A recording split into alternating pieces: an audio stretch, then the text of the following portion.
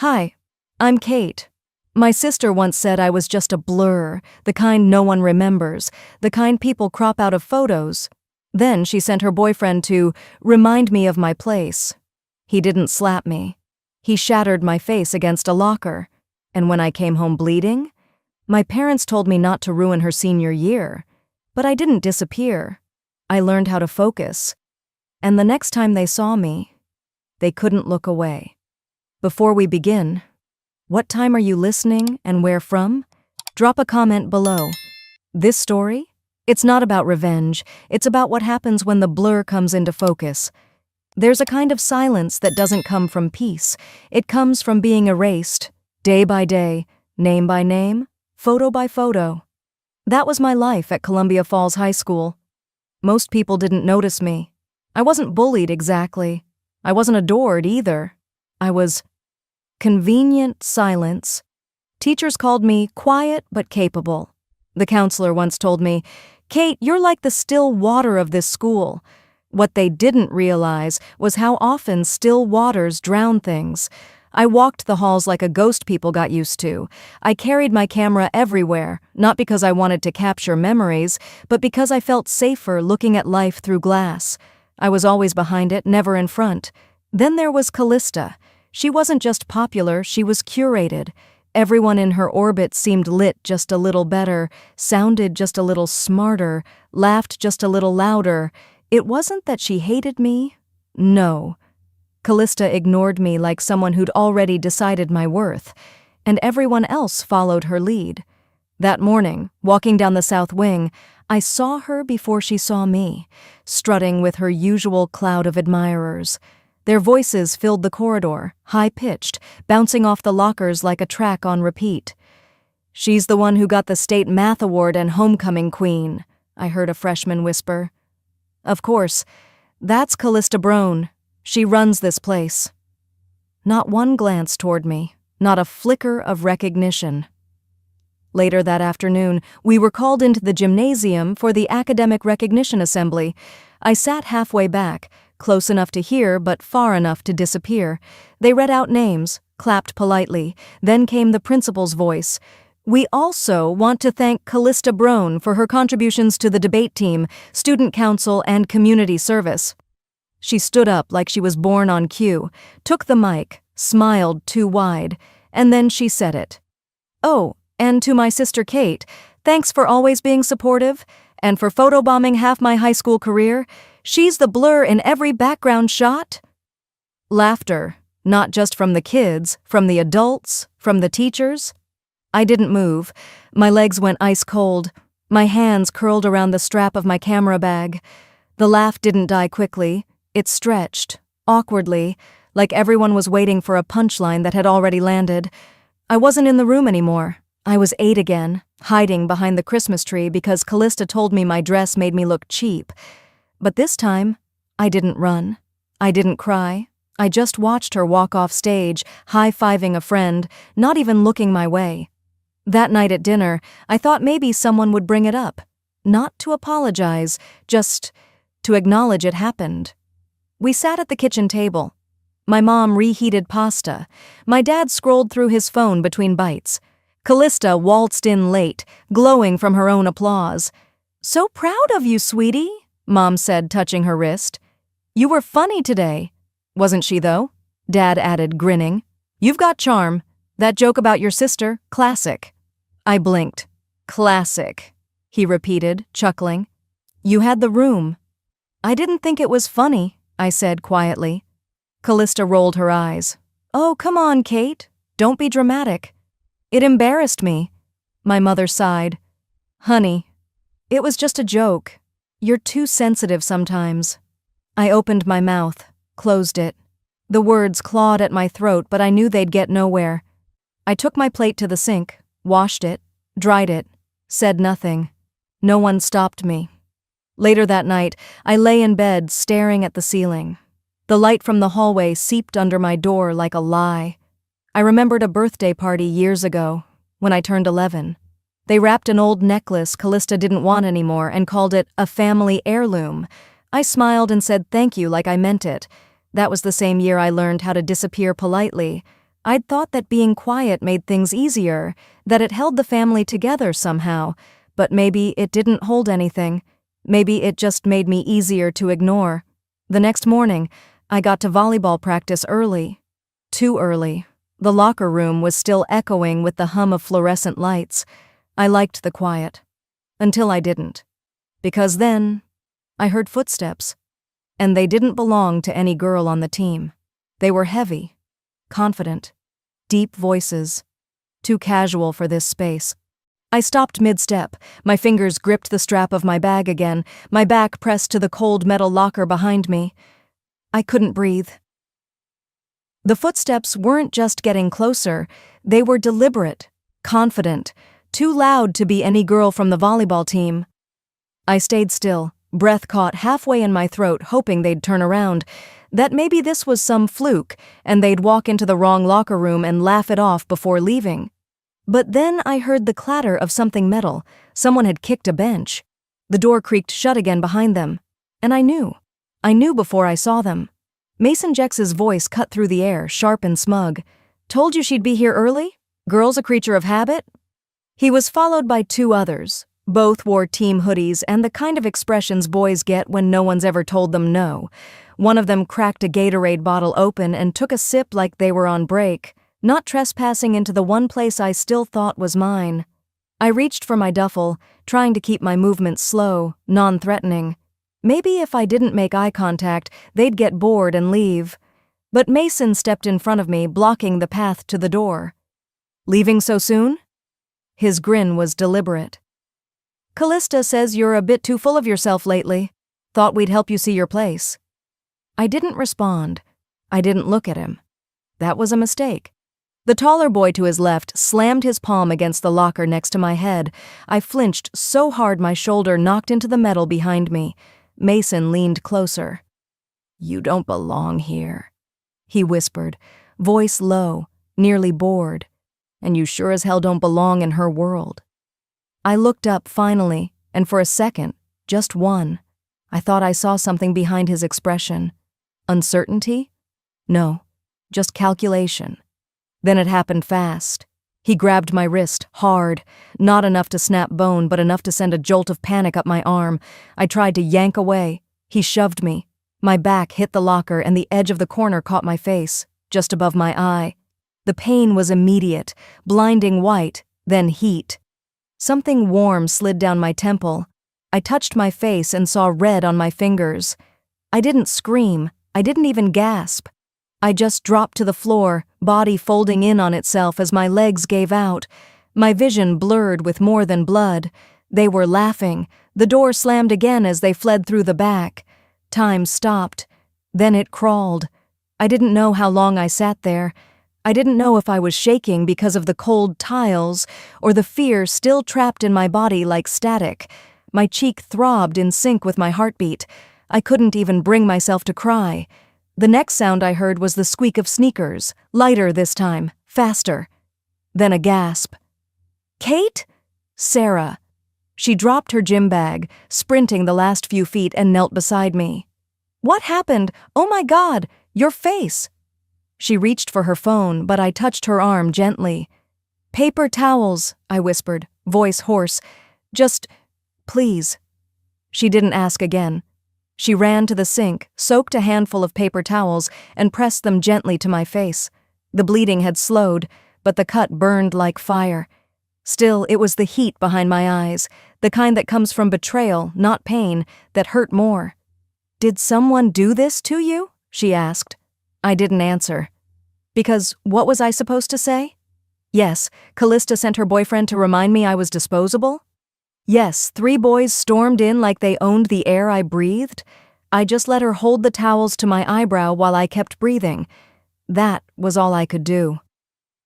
Later that night, after the nurse had cleaned the wound and written a report, after I lied and told her I slipped on a bench, I lay in bed staring at the ceiling again. A knock at my door barely registered. Then it opened without permission. Callista stepped in like it was her room, like she hadn't detonated a bomb in my life less than 12 hours ago. She closed the door quietly and leaned against it. "I heard you were being dramatic again," she said, arms crossed. I turned my head just slightly. The bruising was already forming under the cut. My eye would swell by morning. "You're not going to ruin my senior year, got it?" Her voice was even, practiced. I didn't say anything. She tilted her head. "You think this is new? You think I don't know how this works? You run to someone, cry a little, and suddenly I'm the bad guy? Not happening. You won't take this from me." It was the first time I saw her clearly, not as a sister, as something colder, self-preserving. She left without waiting for a response, just turned and walked out. I stayed in bed, curled on my side, one hand clutching the hem of my blanket, not for comfort, just to feel something. The silence in that moment hurt more than the locker, because I knew then, she sent him. It hadn't been random.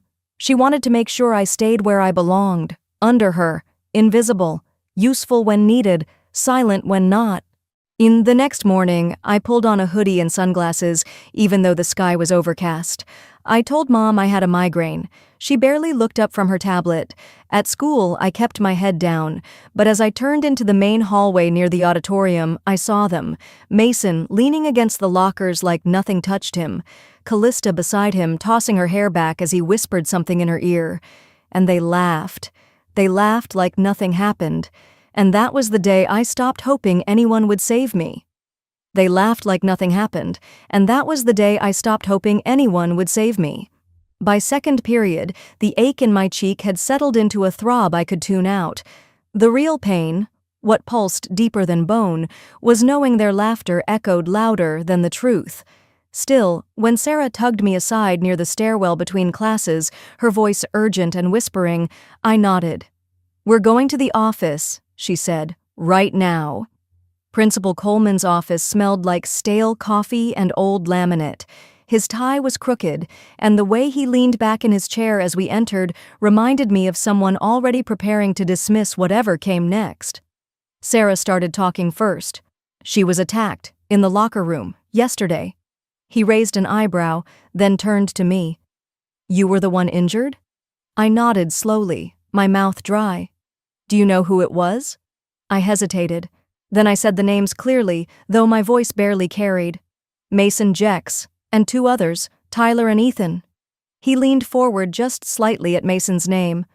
"Mason Jex, the quarterback?" I nodded again. He exhaled through his nose. "Are you sure you're not exaggerating what happened? Sometimes these things get misunderstood." My stomach twisted. There it was, the doubt. Not loud, but unmistakable. Polite disbelief dressed in administrative tone. "He slammed her into the lockers," Sarah snapped. "There's nothing misunderstood about that." He cleared his throat and picked up the phone. "Let me call in your sister." Sarah looked at me, jaw clenched. 2 minutes later, Callista floated in like she'd just stepped off a pageant stage.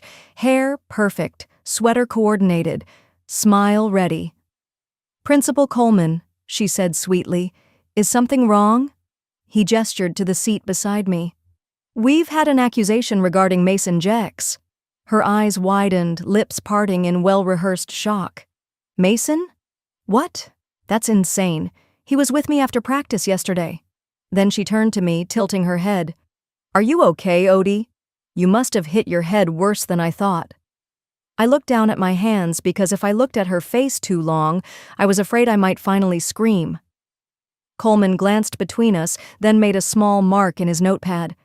"I'll follow up with the boys. For now, Kate, please return to class." "Sarah, thank you." We stepped out into the hall. Sarah looked like she wanted to punch a wall. "She's lying," she said. "I know." "And he's going to let it go. I saw it in his face." "I know," I whispered again. We didn't speak as we walked toward the gym. I peeled off into the locker room, not to change, just to breathe. Later that day, Coach Harvin was called in.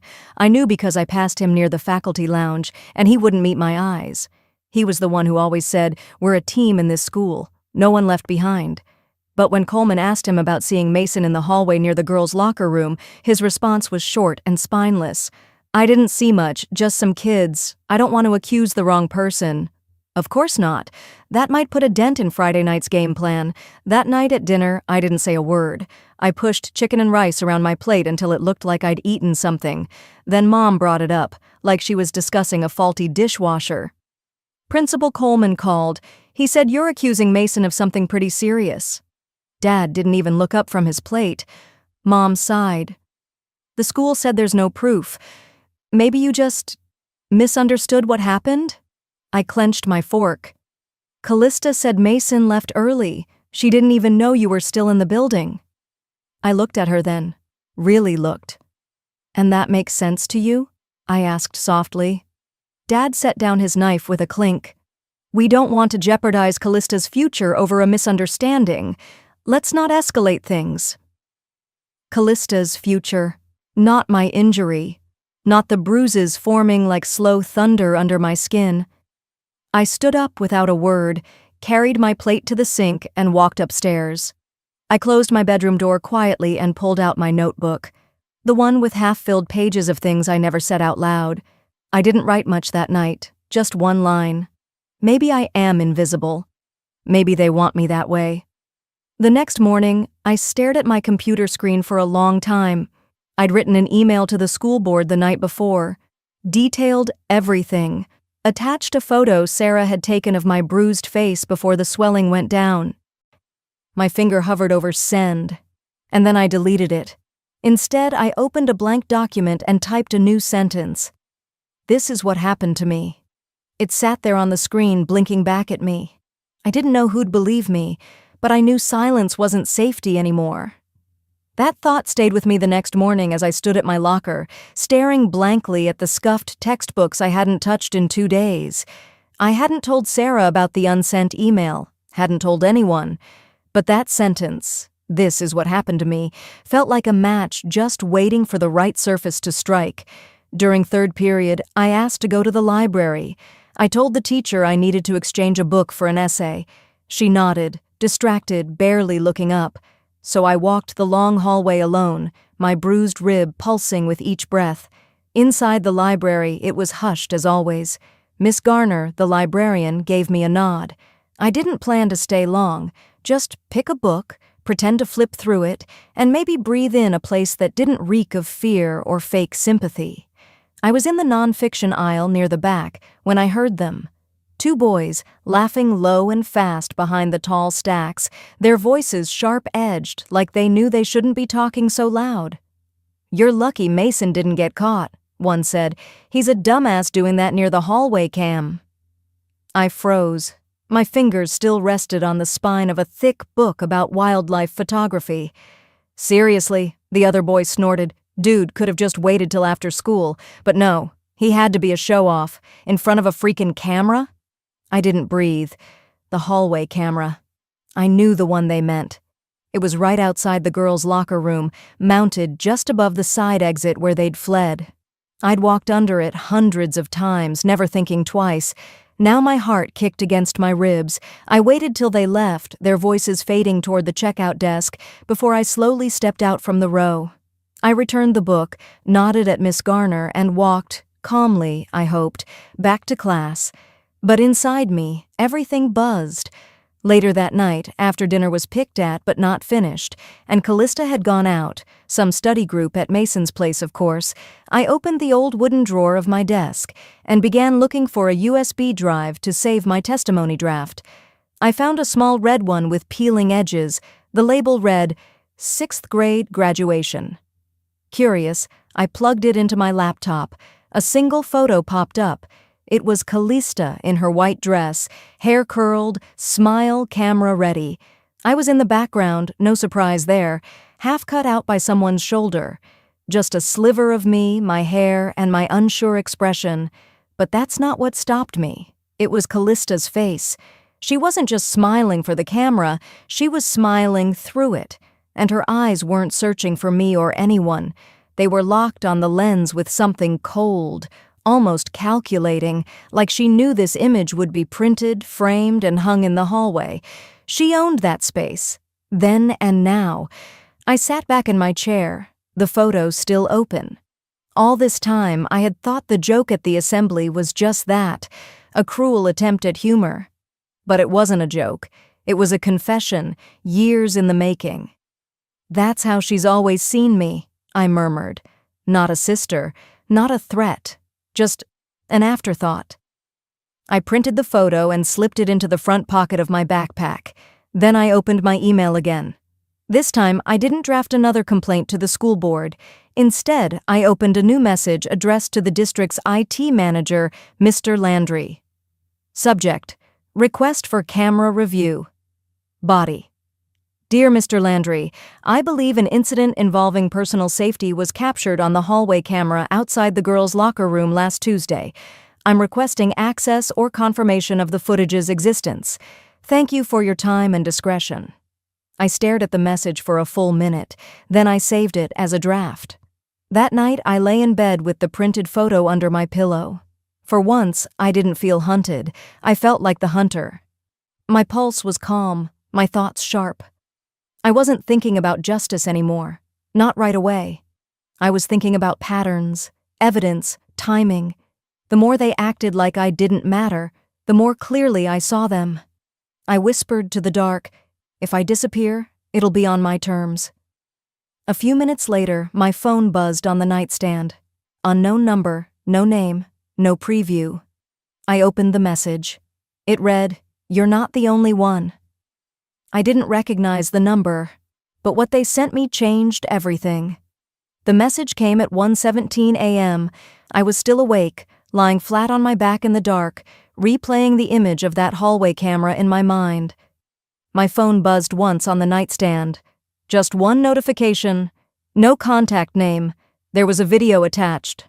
I sat up slowly, the hush of the house amplifying every sound, the rustle of my blanket, the soft creak of the floorboards beneath my mattress. I pressed play, holding my breath. It was shaky and grainy, like it had been filmed in secret. Mason's voice was unmistakable, even under the crackle of parking lot wind and low laughter. "She cried, man," he said, grinning as he leaned against someone's car. "One shove. That's all it took. Freakin' blur." The clip cut off abruptly. I didn't move for a full minute. I was sure the silence in the house would shatter if I did. Another message followed. "I'm sorry. I should have sent this sooner. I didn't know what to do." It was signed Rosen. That name pulled at something buried. Rosen Chavez, my friend in 6th and 7th grade. She'd drifted toward Callista's circle not long after, then disappeared from my life the way I had disappeared from most photos. A third message came moments later. "I have the original file. If you want it, I'll meet you behind Ridgewood Cafe at lunch." The next day, I skipped class and walked the long route behind the coffee shop across from school. Rosen was already there, standing under the awning, shifting her weight from foot to foot. She looked different, tired, older than I remembered, but familiar in the way her hands still fidgeted with her sleeves. She didn't speak right away, just held out the USB. "I shouldn't have ignored it when it happened," she said quietly, "but I couldn't sleep after that joke at the assembly. I know what he did, and I know she knew." I nodded slowly and took the drive from her hand. "Why now?" She looked down. "Because you were bleeding, and nobody said anything." Then she turned and walked away. 2 days passed. I didn't tell anyone about the file. I kept it tucked into the back of my drawer under an old SAT prep book. I didn't need to see it again. I'd heard enough in that one clip, but then the envelope arrived. It was just after 5 p.m. on Thursday. I was home alone. Callista had a club meeting, and my parents were at a local fundraiser. I checked the mailbox like I always did, more out of habit than interest. Inside was a single manila envelope, no return address, just my family's name and our street, printed in generic block letters. My hands trembled as I opened it. Inside was one thing, a printed photo. It was me. Lying on the locker room floor, blood trailing from my temple, my eyes half open, unfocused. The camera angle was unfamiliar, slightly high, almost as if from the gym's security feed. Underneath the photo was a typed line. "Still think silence protects you?" I stood frozen on the porch, heart hammering, air too tight in my chest. But then, like someone flicked a switch, everything inside me quieted. Someone saw me, Someone believed me, and maybe someone else was just as tired of staying quiet. That night, while reheating leftover spaghetti, my mother poked her head into the kitchen. "Sweetie, how about a haircut this weekend? Just us girls?" Her tone was gentle, even lighthearted. She rarely asked to do things with me alone. I blinked. "Sure, okay." For a moment, something in me softened. She came in, opened a bottle of water, leaned against the counter like she used to before life started tilting toward Callista. "I just think a fresh look would help, and with everything going on." She paused, then added carefully, "Let's just keep things light for now, okay? It's Callista's scholarship interview week. She's under a lot of pressure." The warmth inside me evaporated. I nodded once. "Of course." We didn't speak for the rest of dinner. Later that night, I sat in front of the mirror with the USB in my hand. My reflection stared back, bruised but composed, quiet but not silent.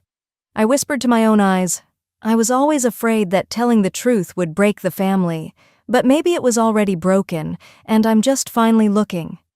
I turned back to my laptop. I plugged in the USB, copied the video onto a hidden folder, opened a new Word document and wrote one sentence. "I'm not doing this to ruin you, Callista. I'm doing this to stop becoming less than I am." The cursor blinked under the words, like it was waiting for permission. I opened the school board's official incident submission page. My finger hovered over the Upload Evidence button. The screen glowed softly, illuminating my hand. Then my phone buzzed again. One message. "She's coming for you next." The message didn't scare me. It confirmed I'd waited long enough. I didn't reply. I didn't ask who sent it. I just set my phone down, opened my laptop, and stared at the video thumbnail one more time. Mason's face half lit by the parking lot lights, frozen mid-smirk, like the punchline to a joke no one should have laughed at. The next morning, I was in the school restroom between second and third period. My backpack sat on the tiled floor, open beside me, while I scrolled through notifications. My thumb hesitated when I saw the post. Mason, smiling. The caption read, "Some people bleed easy. Guess we all have our talents." Underneath it, one reaction stood out. Callista. So. Not only did she like it, she commented, "Bless her fragile little heart." My stomach didn't drop. My eyes didn't well. Instead, a strange quiet settled over me, like a fog lifting. I screenshot the post, locked my phone, and stood still for a full minute inside that pale blue stall. Then I walked out, dried my hands, and went to the library. During lunch, I printed out the post, slipped the paper into my folder, and walked back to my locker.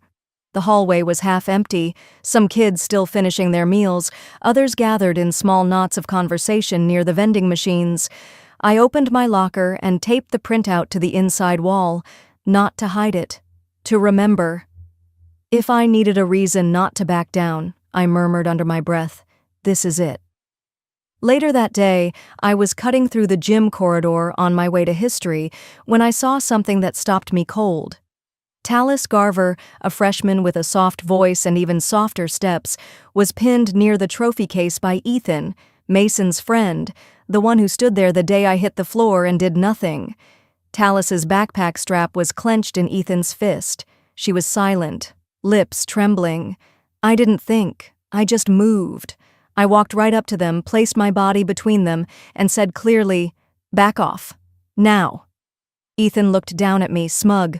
"Oh, come on. We're just talking." "You heard me," I said, not louder but firmer. He held my stare a second too long, like he couldn't quite believe I was still standing. But he backed off. Tallis let out a breath she'd clearly been holding and stepped behind me. Ethan shrugged like he didn't care, then turned and walked away, whistling like a cartoon villain. Across the hall, I saw Coach Harvin watching. He didn't say a word, but I walked over to him anyway. "You saw that?" I asked quietly. He shifted, awkward. "Yeah." I nodded once. "How long do you think silence keeps your job safe?" His jaw moved, but he didn't answer. Just looked away, like the floor had something worth studying. After that, I walked Tallis to class. She didn't speak, but her hand brushed mine at the doorway. That afternoon, I found a note folded in my locker. No name, just 4 words scrawled on lined paper. You saved me. Don't stop. I read it 3 times before slipping it into my pocket. Back home, in the quiet of my bedroom, I sat cross-legged on the floor and unfolded the note again. I thought my voice was small, I whispered. Turns out it just hadn't hit the right wall yet. For the first time in a long time, I didn't feel like I was chasing something. I felt like I was building it. That evening, while I was helping load dishes into the washer, my phone buzzed. A new email. I dried my hands on a towel and opened it. Subject: Scheduled testimony opportunity. Body: You've been granted 10 minutes to present a statement and supporting materials at the school board meeting this Friday, 4:30 p.m. in room 206. My heart didn't pound. It just steadied, like I'd stepped onto firm ground after drifting too long. I folded the message into my palm like it was something sacred. Okay, I said softly. Let's begin. I didn't need them to believe me anymore. I needed them to hear me. The board meeting was set for late afternoon, the kind of hour when shadows stretch long across tiled floors and even fluorescent lights feel colder. I arrived 10 minutes early, as instructed. Alone. Just me, the USB in my palm, and everything I had left. The room was rectangular, long table at the center, folding chairs arranged around it like props in a play, bottles of water sweating onto cheap coasters, a whiteboard no one had touched. At the far end sat Callista, flanked by our parents, my mother in pearls, my father with his blazer too tight at the shoulders, both nodding like diplomats on a goodwill tour, and next to them, Mason. Hair slicked back, blazer too, like they were there for a scholarship photo op. I didn't greet anyone, didn't even glance their way. I took the empty seat across the table and slid the USB onto the polished wood like it might scorch the surface. The lead board member, Ms. Evelyn Calder, adjusted her reading glasses and folded her hands. Kate, you have 10 minutes. I stood. My voice didn't shake. This is what I lived. You decide if it deserves silence. I inserted the USB and tapped the spacebar. The projector screen flickered once, then came alive. The footage played. There was no music, no narration, just the raw sound of gym hallway buzz, sneakers squeaking, and laughter, followed by the shove, the clang of metal, my body striking the locker's edge. My hands instinctively touched the phantom line above my brow. The video ended with Mason and his friends disappearing down the back exit. The room held its breath. Callista was the first to break the silence. Her voice was soft, measured. This is awful. I didn't know. I would have stopped him. I looked at her, not through her, not past her, at her. Mason let out a quiet scoff, shifting in his seat. We were messing around. People get so sensitive. Someone near me exhaled audibly, not out of sympathy, out of disgust. That's when Ms. Calder lifted another sheet of paper. This photo was submitted anonymously, she said, holding it up for everyone to see. It's dated 5 years ago. The photo was familiar. I recognized it from that USB I'd found earlier at home, Callista at my 6th grade graduation, me half cut from the frame. Ms. Calder's voice cut the silence again. This isn't new behavior, is it? Callista's mouth opened. Nothing came out. My mother looked down at the table. My father cleared his throat like it might buy him more air. Then came the statements. First Sarah's. One line read aloud. She was bleeding and I panicked, but she didn't cry. She asked for paper towels. Then Rosen's. I gave her the video because I couldn't watch someone lie their way out of the truth anymore. And finally, Coach Harvin. His note was typed. Plain font, simple words. I didn't speak because I was scared of losing my job. That's not an excuse. The room went still again. Ms. Calder looked at the board members, then at the table in front of her.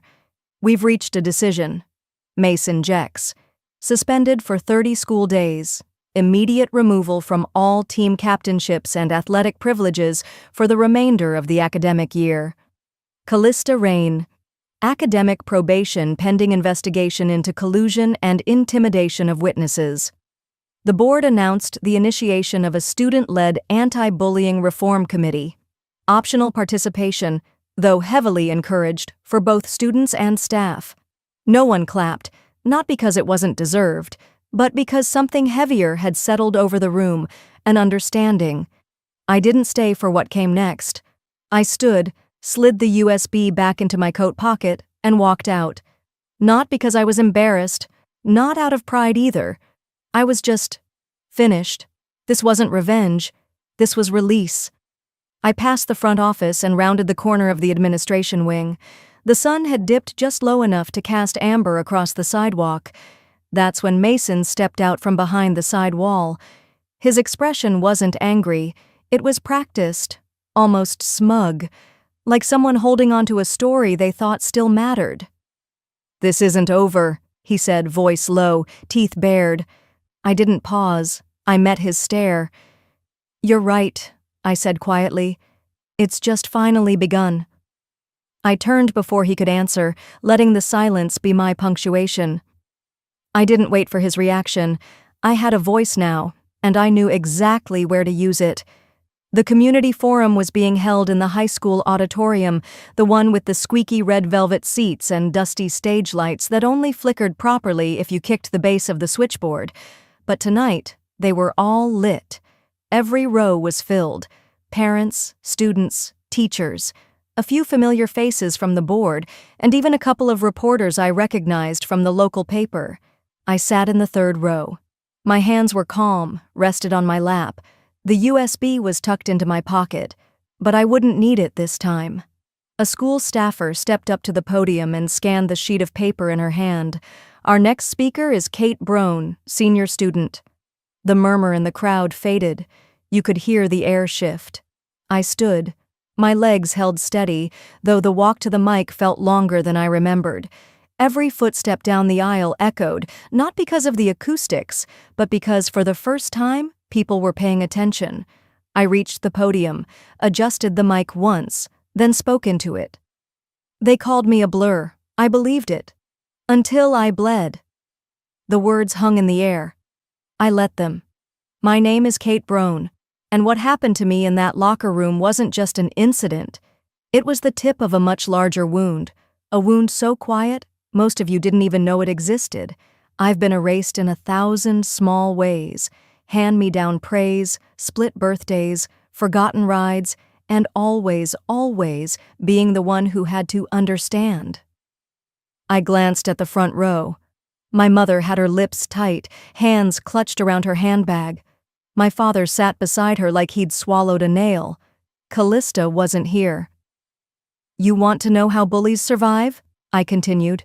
"They count on people staying silent, on adults turning away, on peers pretending they didn't see, and most of all, on girls like me believing they deserve it." A slight stir rippled across the crowd. But I don't anymore. Just as I caught my breath to continue, the tech assistant in the booth flipped through slides, preloaded visual aids I'd sent in earlier. Then it happened. Without warning, one photo blinked onto the screen behind me. The 6th grade graduation picture. Callista beaming front and center, hair perfect, posture proud. Me, half out of the frame, blocked by someone's shoulder. A blur, a shadow, nothing more. The audience didn't gasp. They didn't need to. I turned, faced the image. "That girl deserved more," I said softly, then turned back to the room. "So do all of us." The silence that followed didn't feel like absence. It felt like attention. I closed with one sentence. "This isn't just about my story. It's about everyone you've ever let disappear." The applause started slow, not loud, not forced, but it spread, sincere. I walked off stage, not needing to look at anyone. I didn't need their faces. I already knew what mine looked like now. In the hallway outside the auditorium, the cold, fluorescent lights returned. The quiet did too. Callista passed by me near the vending machines. No makeup, hair pulled back. Her shoulders were curled slightly forward, like even her spine was tired of pretending. She didn't say a word, didn't meet my eyes. I didn't stop. Word had already spread. Mason was withdrawing from the district. That was the word they used. Polished. Sanitized. Everyone knew it meant he got pulled out before the school board issued anything worse. I kept walking. An older woman near the side exit touched my arm gently. Her cardigan smelled like cloves and clean laundry. "You spoke for my granddaughter," she said. "She couldn't be here tonight, but she's like you." I paused. That was the first time all evening I felt breathless. "I was like her too," I said, "but not anymore." Later, after the building had mostly emptied and the night settled back into its usual hush, I stepped outside. The autumn air cut across my skin, crisp and bracing. Leaves chased each other down the sidewalk like they had somewhere to be. I pulled out my phone. One new message from a name I'd grown to look for. Tallis. Her message was just a sentence. "Thank you for standing up. Someday I will too." I didn't type anything back right away. Some words don't need a reply. They just need to land. And maybe that's what power really is. Not being loud, just being unafraid. Monday morning came like any other, except now the halls didn't echo with the same weight. Mason was gone. No notice, no apology, just gone. His name didn't appear on the attendance sheet, and someone said his locker had been cleaned out over the weekend. Some said his family transferred him to a school 2 counties over. Others whispered he'd been sent to live with an uncle out of state. I didn't ask. Callista, on the other hand, was still around. Her steps were quieter now. The usual swirl of girls didn't follow her from class to class. Even her laugh had disappeared. That Monday, I saw her by the cafeteria entrance. She paused for a beat, looked directly at me. Not a glare, not a smirk, just a glance that held something hollow behind it. And then she looked away. There were no words left between us. Maybe there never were. Classes returned to a rhythm. My chair still sat at the back row in history. My lab partner still did most of the talking in chemistry.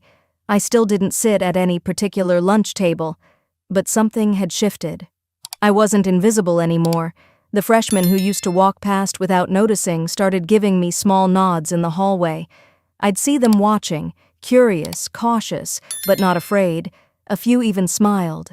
And at the end of Thursday's English class, Mrs. Harrows pulled me aside. "We're holding a student-led workshop next month," she said, pulling a flyer from her desk drawer. "About voice, identity, pushing through adversity. I think your perspective would mean something." I took the flyer with 2 fingers.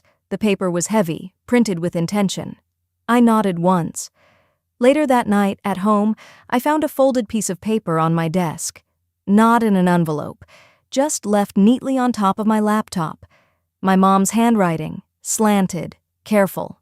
"We didn't protect you. We're trying to learn how." I didn't crumple it. I didn't respond. I just tucked it under my journal. Some things didn't need an answer, but they needed to be kept. By the end of the week, the Community Youth Gallery opened its autumn showcase. I submitted a series I titled Blur No More. I'd curated it carefully, not just with the camera, but with memory.